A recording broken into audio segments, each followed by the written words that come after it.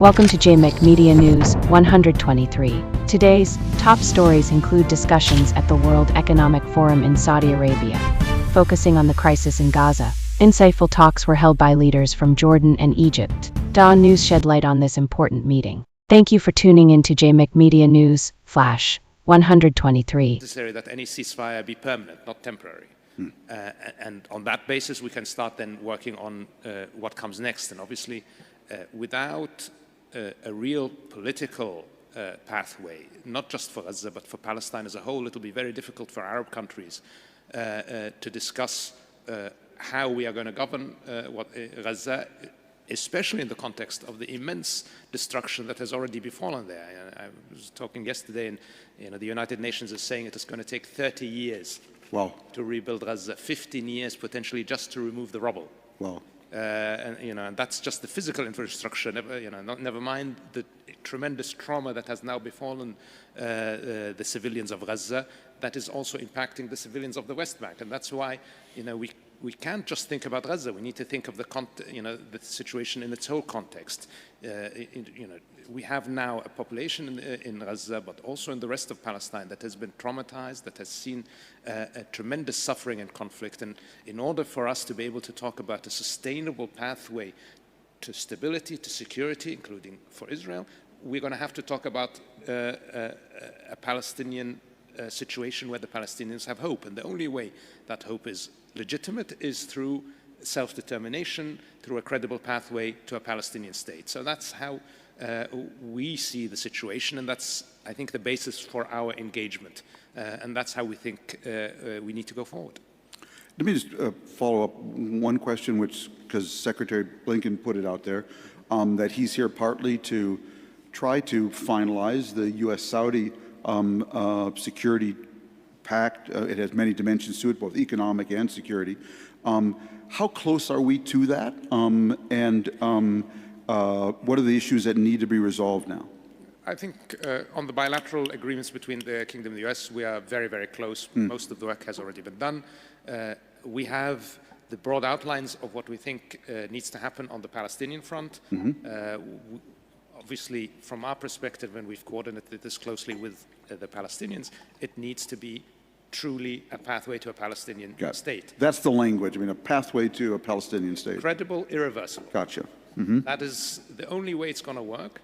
And how that's defined, how that looks, is, I think, the details we need to figure out. Great. Foreign Minister Safadi, again, what do you think the Arab states need to do, Israel, U.S., to get us to that ceasefire that the Foreign Minister has talked about? Thank you, Tom. I would echo what my friend has just said. I mean, we've got the urgent, the immediate, and we've got the longer term. The urgent, the immediate, is to stop the aggression in Gaza, to stop the killing, to stop the destruction of the whole community, 0.3 million people who've been bombed out of any kind of semblance of life, and then to move forward on a path that will ensure that none of us in the region will have to live the horrors, not just of the killing of Israeli civilians on October 7, but also the killing of 34,000 Palestinians since October 7. I think that is the priority. Obviously, we have the humanitarian catastrophe which we have to face. That catastrophe is deepening. Children are dying from hunger and starvation. But going forward, I think we need to have that transformative move.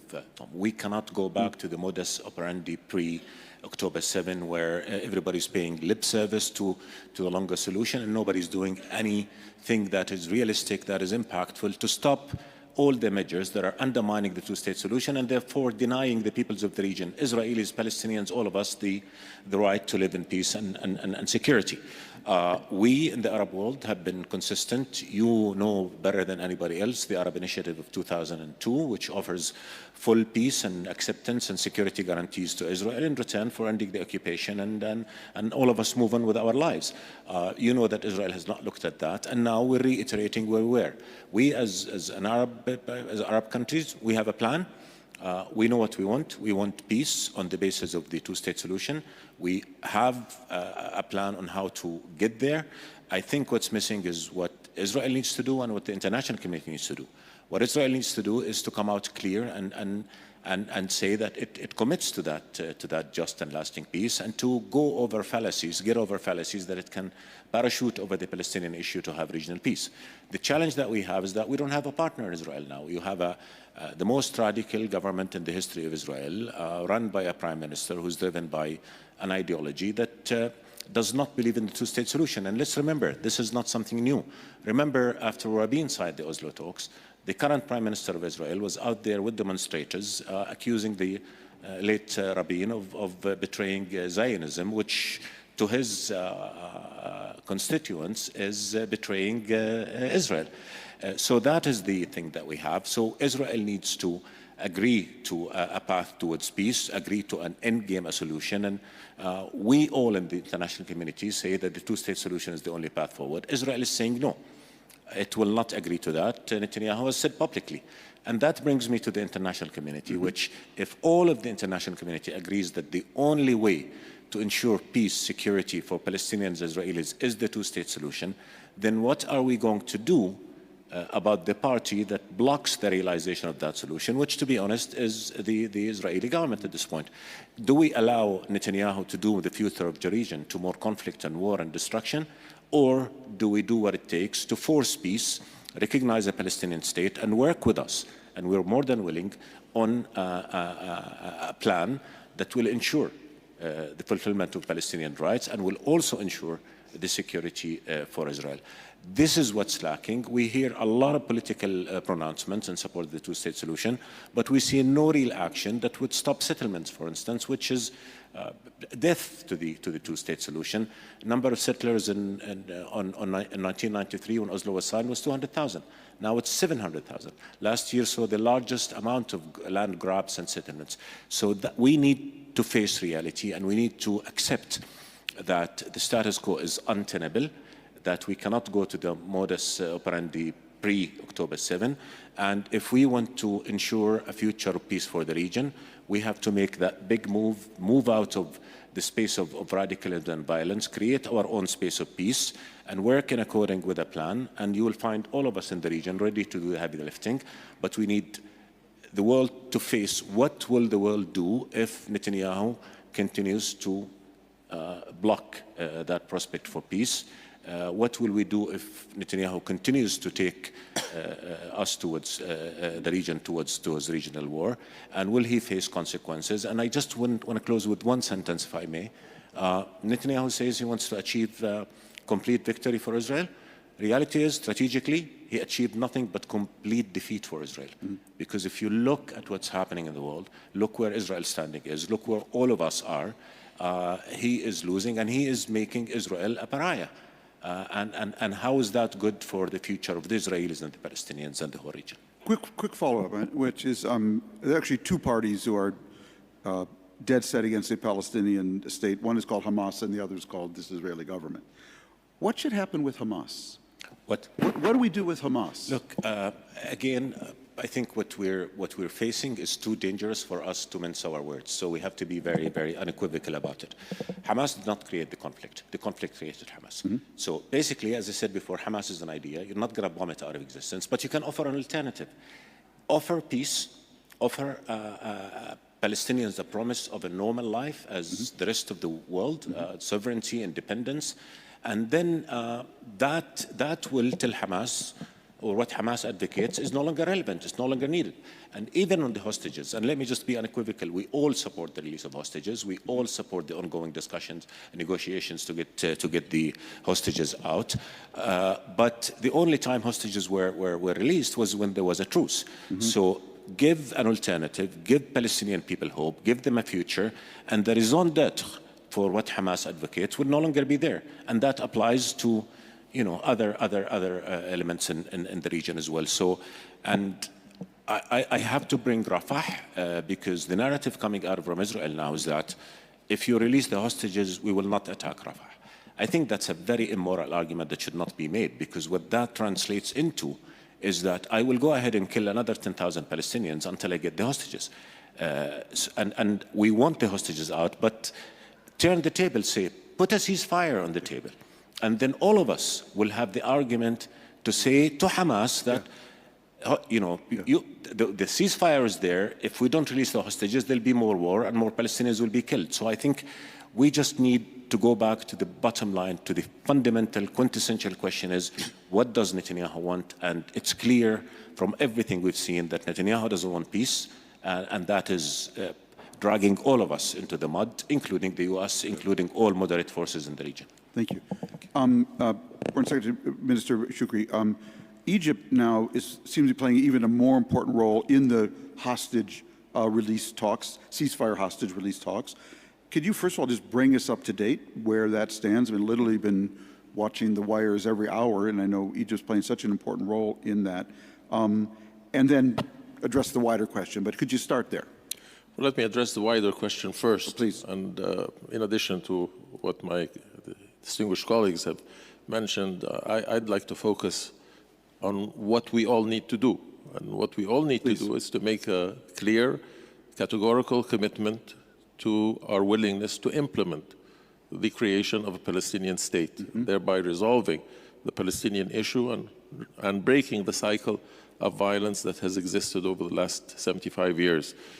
And to take tangible measures to do so. There is the capacity, there are the mechanisms, there are the points of leverage that can fulfill that requirement.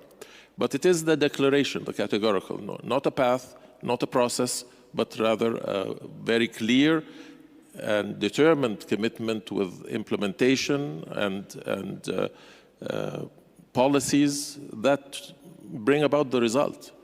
We have to end the status quo, and the status quo will not end except if there is this commitment from those who have the ability. We all have a role to play, and we all know the parameters of that role, and we shouldn't have external factors influence what we do if we are serious about resolving and creating an environment of cooperation, of integration, and an end to the cycle of violence. As for the negotiations, as you know, these are sensitive issues. There is a proposal on the table up to the two sides to consider and accept. But certainly the objective is a ceasefire, a permanent ceasefire, and dealing with the humanitarian conditions, and again, avoiding. I think it's apparent there's a consensus in the international community that rejects a military action in Rafah because of the subsequent humanitarian crisis that will result from such a development. So we are hopeful. The proposal has taken into account the positions of both sides, has tried to extract moderation from both sides, and we are waiting to have a final decision. There are factors that will have impact on both sides' this decision, but I hope that all will rise to the occasion and recognize that we cannot have this situation of continuing loss of life. The humanitarian situation is absolutely horrific, and it can only get worse if this continues as we have seen over the last more than 6 months. Professor Kwak, we've heard from regional powers. What role historically and what role currently can outside powers play in getting us to this ceasefire, hostage release, and to some kind of final resolution? Thank you very much, Tom. I'd also like to take the opportunity to thank the Kingdom of Saudi Arabia, as well as the World Economic Forum, for the invitation to be here today and to participate in this panel. I come with a great deal of humility as someone from outside the region, understanding, of course, that it is a very complex region with a long history. So that said, you asked about the role of external powers, and I think the main contenders that come to mind are certainly the United States and China. Historically, the US has played a deep role in the Middle East, starting with the Camp David Accords in 1979. And of course, under the various US administrations, we've had the 1991 Madrid Conference, under the H.W. Bush administration, which paved the way for Israeli-Palestinian negotiations, and of course the Oslo Accords, followed by the JCPOA, which of course, the Trump administration quickly repudiated and then came up with the Abraham Accords. So there is a deep and long abiding history of US diplomatic engagement with the Middle East. In terms of China's engagement, that has been largely focused on economic engagement. So China is the largest trading partner of many countries in the region, including Saudi Arabia. It is not the largest foreign direct investor, that's the United States, but its investments in the region are far more diverse and focused on a wider area of issues. So, you know, China has been thought of as an economic power, but a lot of that changed. Suddenly the world stood up and took notice when China struck or helped to facilitate the Saudi Arabia-Iran deal in 2023. And some have argued that US diplomatic clout has diminished as a result of that, at least vis-a-vis China. Be that as it may, US clout in the region, I think, remains unrivaled. It's the single most important security player in the region. And I think it's quite clear, I think, what the United States can do, you know, very simply to stop hostilities in the short term at least, and that is to stop giving Israel unconditional support, which in turn gives the Israeli leadership very little incentive to heed US calls for restraint. And more specifically, the US should stop providing unconditional military support for Israel, which has taken place despite mounting civilian fatalities, despite the large-scale confiscation of land on the West Bank, and despite the bombing of Iran's consulate in Syria. All this clearly militates against reaching a solution. As for China, China has not condemned the Hamas attack. It has not condemned Hamas, but it's nonetheless put forward a 5-point position paper. This was in November last year. This called for the implementation of a comprehensive ceasefire, the protection of civilians, humanitarian assistance, and for the UN Security Council to encourage countries with an influence on parties in the conflict to jointly play a constructive role in de-escalating the crisis. And China politically has endorsed a two-state solution.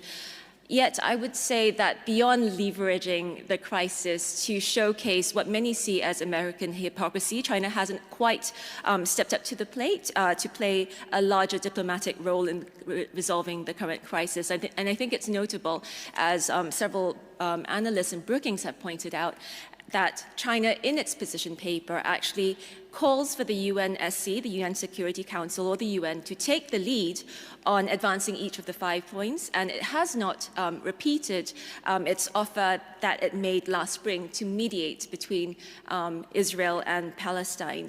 That said, I think both the United States and China have very strong motivations to seek to both stop the ongoing fighting as well as to encourage a longer-term political settlement.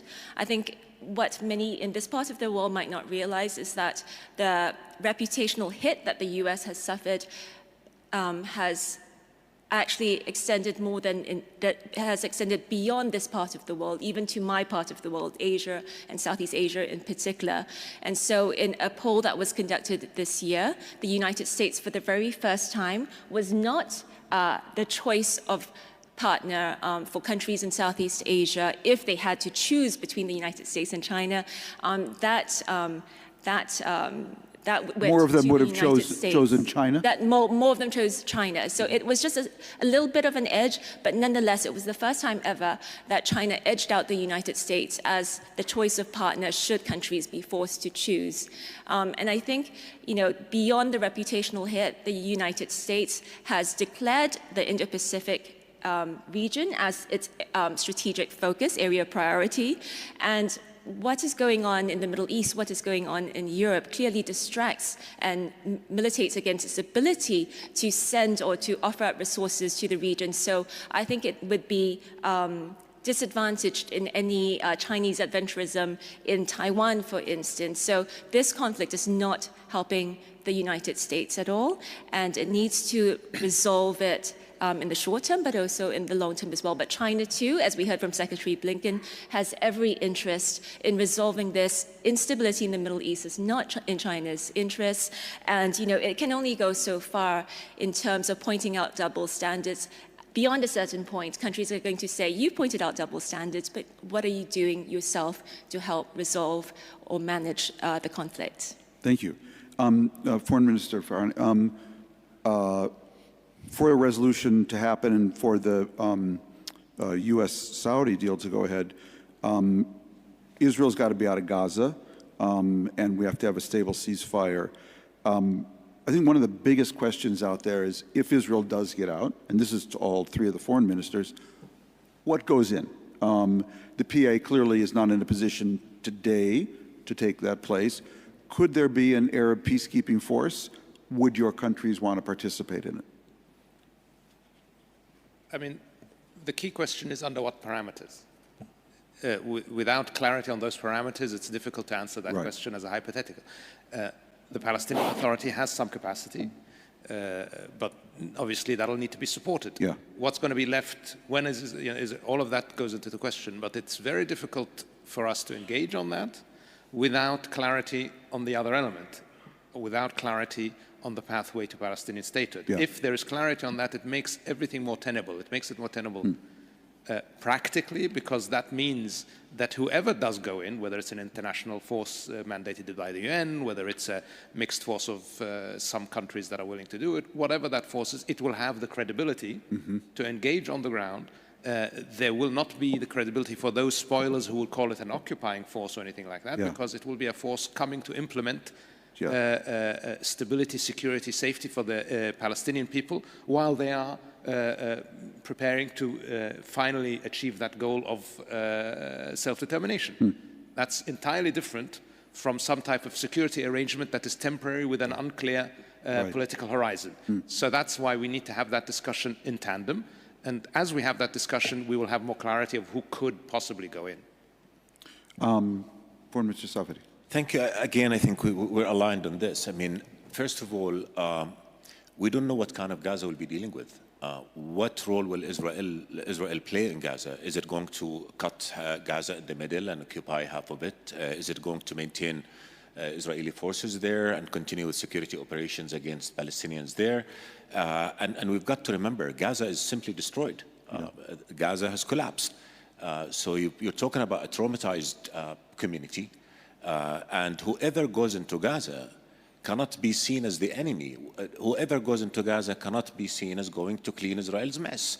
So basically, from the get-go, what we said is that any approach to Gaza must be part and parcel of a broader approach that will offer a once-and-for-all solution. Whoever goes to Gaza after the war ends, provided that Israel gives the space for whoever goes to succeed, they have to stand on three legs. A political horizon that is clear, massive humanitarian effort to address the catastrophe that's there, and massive reconstruction effort that, as Prince Faisal just said, based on the UN, will take almost 30 years. And when you come to political, you say /security. If the PNA and the PNA must go to Gaza, I mean, it's part and parcel of the occupied Palestinian territory. If the PNA goes to Gaza with the promise of an end game, a clear, irreversible path, a mechanism for implementation, then their message to the people would say, we're here to take you to a better future, and then everything else can be solved. But whoever goes there, if they are seen or perceived to be there to consolidate the misery that this war has created, then they'll be seen as the enemy. And I can speak for Jordan, but I think nobody would want to be part of that configuration and be seen as the enemy. So again, what we are putting on the table is a comprehensive approach that would address the West Bank, East Jerusalem, and Gaza as one entity, and start from the end game, which is recognizing a Palestinian state, and then walk back together with our partners mechanisms that would ensure that we create a reality that will give the Palestinians hope and give them their rights, and also give Israel confidence that it is going to be secure and it is accepted. So I know there's been a lot of focus on the day after of Gaza, but you cannot talk about the day after in Gaza outside a comprehensive approach that talks about the day after in the whole of the occupied Palestinian territories and the whole region. Foreign Minister Shu. Well, again, the matter is speculative, and there are many moving parts, and without definition of the parameters and what exactly will be the situation and the conditions that will arise when there's a ceasefire, when there's a possibility to address the comprehensive nature of the conflict. Let's not forget that this is the fifth conflict between Hamas and Israel. On every occasion, there were efforts to regain tranquility, to have some form of understanding, which held up for a very limited period of time until there was another incident of provocation or of retaliation, and we found ourselves repeating the same without learning from our previous lessons. This, of course, is much graver in its consequences, in its dimensions, but we cannot approach it from the same perspective of dealing solely and exclusively with the conditions of Gaza, especially since we don't know the contours of what the Israeli decision will be, whether it will engage on a more comprehensive, more durable, more consistent position as reflected in the consensus of the international community. When you engage... on the issue of course, we're willing to play our role fully for whatever it takes, but that role and what we will expend in terms of risks and rewards will be subject to the overall evaluation of the end result and whether it is consistent with our aims. Our aims is the establishment of a Palestinian state and the end of the conflict. So without the, as my colleagues have mentioned, without the overall comprehensive horizon, I think it's premature to discuss at this current stage, and without what I started with, which is the determination and the commitment and the declaration of the most impactful members of the international community of their willingness to not only from a rhetoric perspective say that they are in favor of a comprehensive solutions, but are willing to undertake the tangible measures to bring it about. As I mentioned, we have the mechanisms, but is there the political will to utilize it?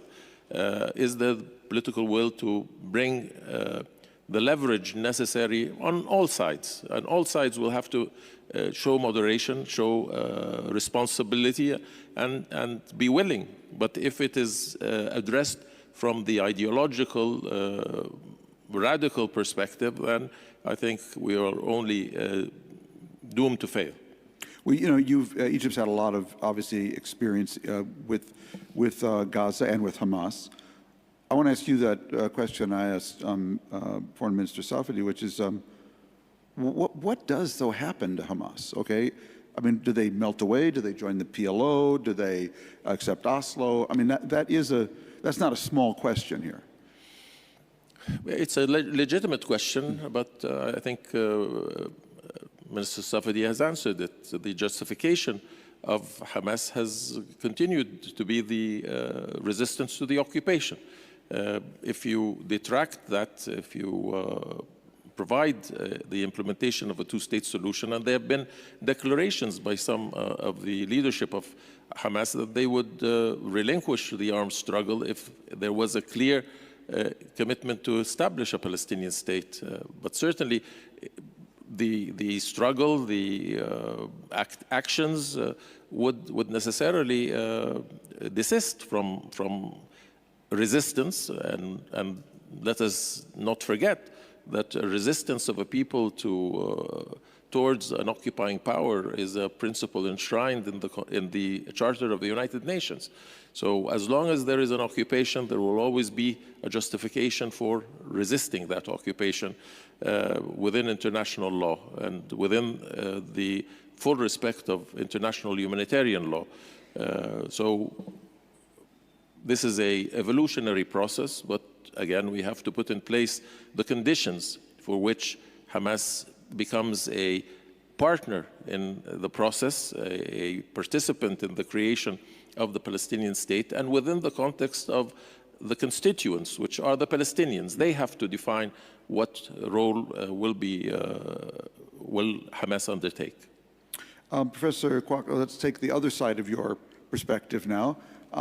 There's been a lot of global competition over this region. You referred to China mediating between Saudi Arabia and Iran, its relationship with Iran.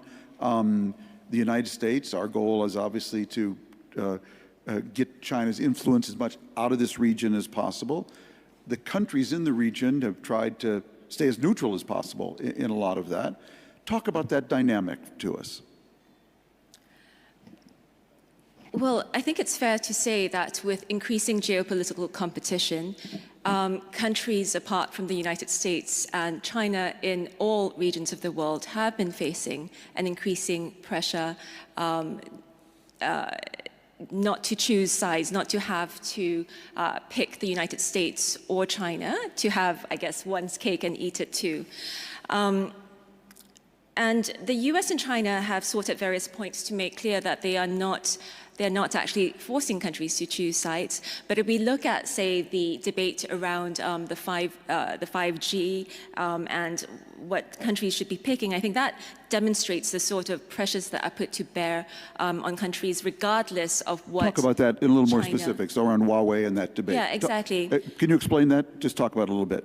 Well, I think that kind of shows that, you know, when push comes to shove, there will have to be a decision that's made as much as you want to avoid as much as possible making a decision. But I think, you know, at least in my part of the world, countries have sought to carve out strategic space for itself in one of three main ways. The first one is to sort of to seek to work more closely within the region and through the Association of Southeast Asian Nation States, so Southeast Asian countries, and you know, really work collectively and cohesively as a region. Two, they have sought to increase their strategic and economic engagement with other parts of the world. So for instance, yesterday we heard the Prime Minister of Malaysia talk about the ideational and aspirational role that Saudi Arabia plays for many countries in Muslim majority countries in Southeast Asia. But I think, you know, you'll see countries, regardless of whether or not they're Muslim majority or not in my part of the world, look to increase economic and strategic engagement with the Middle East as it seeks to increase their choice of strategic and economic partners. And finally, and I think this is really important, I think what Southeast Asia has sought to do, sometimes successfully and sometimes less so, is to focus on the importance of the rule of law in this climate. And that's important because first, it defends against incursions against sovereignty and sovereign rights. Second, it helps also to push back against any economic or military coercion.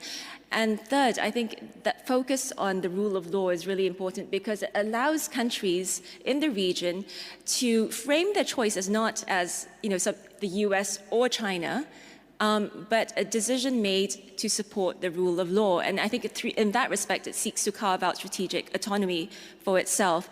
And so if we bring that back to the context of the Middle East, and again, you know, I come to the region as an outsider, but I think that raises several questions for the Middle East. First, what is this crisis doing to the regional cohesion and its ability to manage and navigate great power competition? Second, how can it seek to carve out greater strategic autonomy for itself beyond the United States and China? So I understand that, you know, China is an important economic player in the region, but you know, I think countries realize that, you know, you cannot put all your eggs in one basket. And so how can you increase strategic autonomy by engaging more with other parts of the world strategically and economically? And finally, and I think this is really important, is while refusing to take a side is sometimes understandable and even a smart option in terms of, you know, creating opportunities for yourself, etc. Is it truly defensible? Can it be is it defensible when the position a country takes means the erosion of the rule of law? Because the erosion of the rule of law is, in a sense, what protects a country's sovereignty. It protects its strategic autonomy. And I think it's the only, or an important foundation at the very least, foundation upon which peace and long-term stability and prosperity can be built. So without the rule of law, I think we would see a very unstable world. And I think, as much as countries want to maintain their options, I think those options should not be preserved at the expense of the rule of law, which protects all countries, small or large alike. So I think I would just raise those questions for the consideration of countries in the Middle East, recognizing, of course, that I do not come from here. Thank you. Just one quick more round, and I know you guys actually have serious negotiations, not this pretend one I'm trying to conduct here. Iran. What role is it playing? Can the kind of resolution we're talking about here, will Iran let it come together? I mean, will it? Shouldn't be a question. It's up to us to make the right thing happen. And the thing is, we all know what the right thing is. The right thing is the rights of the Palestinian people, the aspirations of the Palestinian people for self-determination should be fulfilled. And through fulfilling that, we can ensure that a struggle that has lasted for many decades will be concluded and will allow a lot of the opportunities that were just mentioned about integration, which will also foster our region's independence. That would neutralize Iran in a way if that happened, yeah. It would possibly neutralize Iran, but it will also offer opportunities for Iran. It will be then up to Iran and all other actors who don't believe in these things to make a choice. Because the economic opportunities, the developmental opportunities that are presented by peace, by security, by cooperation are tremendous. And the question will be then, do you integrate yourself into that? Or do you try to be a spoiler?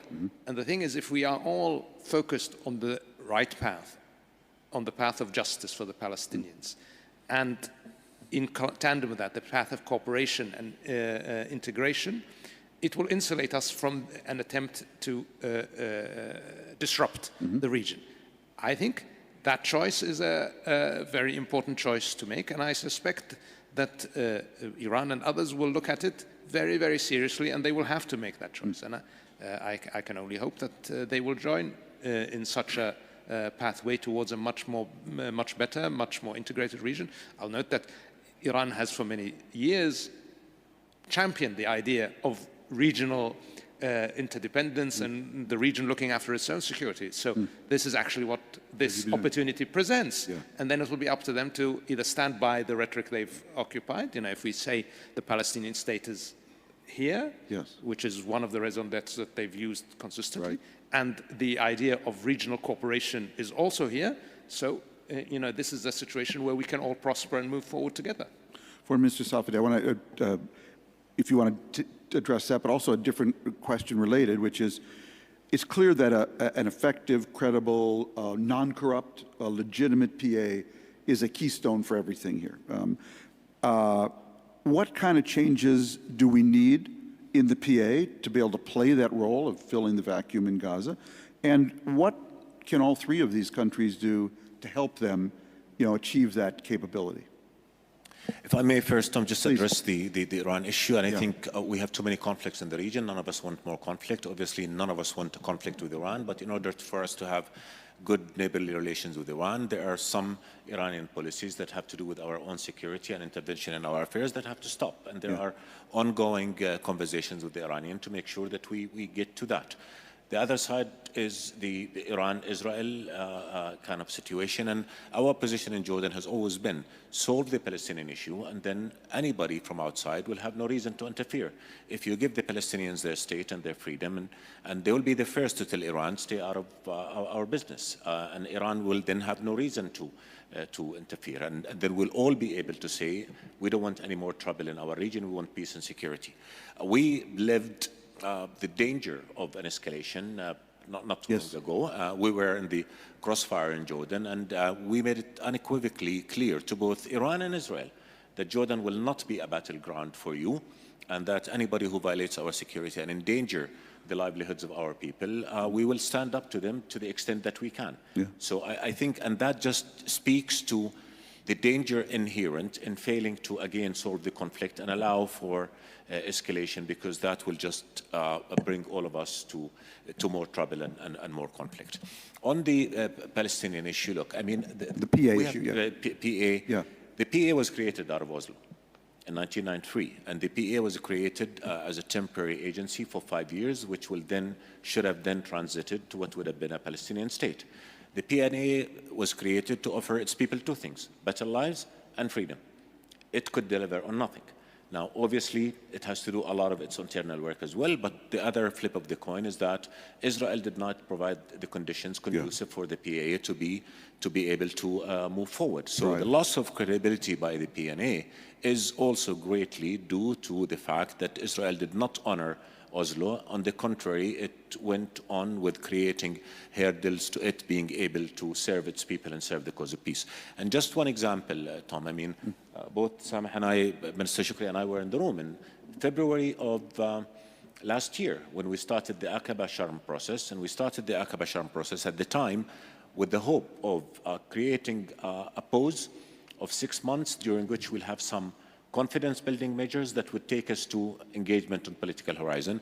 The Israelis in Aqaba, and then a month later in Sharm el-Sheikh, signed to a number of commitments, and the U.S. was in the room, and the Palestinians were there as well, and nothing was implemented. So now I think ultimately elections will have to be the answer that the Palestinians themselves they want to do, but in order to have elections, you have to have conditions conducive for elections. That's not there too. We have a new Palestinian government now, and we've been all of us engaging to see how we can help. And the new Palestinian government has asserted that it will be independent, transparent, that will ensure good governance system, and that must happen not just to convince the world, but to convince the Palestinians as well, and to be able to serve the Palestinians better. But if you bring the best government on earth, and you entrust it with running the affairs of the Palestinians on the West Bank now, in the current conditions where economy is suffocated, security operations into Palestinian cities and towns, settlement growth and settler terrorism, confiscation of land, no economic horizon, no political horizon, they're doomed to failure. So the challenge in all of us, and we're engaged in that conversation amongst ourselves, also with our partners in Europe and the United States, how do we enable the PA, and how do we enable an environment conducive for the success of the PA? Of course, when it comes to Gaza, it's a different beast. There are lots of other requirements that we touched upon that need to be there. But ultimately, everything's interconnected. We have to, again, go back to the drawing board. What is it that we want? We want a just and lasting and comprehensive peace. What is the path? I mean, what will achieve that peace? The two-state solution. Why are we not having the two-state solution? Because we have an Israeli government that says no to the two-state solution. We in the Arab world are offering, again, we have a goal, we're offering a plan, we're ready to engage with all our partners to make sure that we go to that end game, which will bring peace and security to Palestinian Israelis. But the one question that I would ask, and I'd like you to ask, is if we come up with the best plan ever, and all of us in the international community agree that this is the plan to go forward, and then Netanyahu and his government say no, what happens then? Will he face consequences? Because if he does not, he's going to continue with more of the same.